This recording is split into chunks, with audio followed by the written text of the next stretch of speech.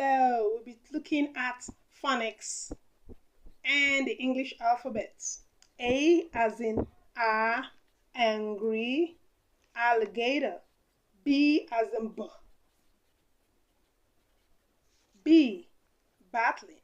C as in cat, clapping. D as in dog, drumming. E as in egg, elephant. F as in frog, freezing. G as in gaggling, goose.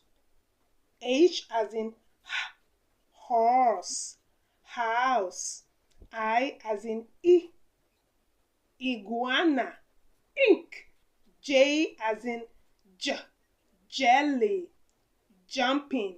K as in kangaroo, kicking. L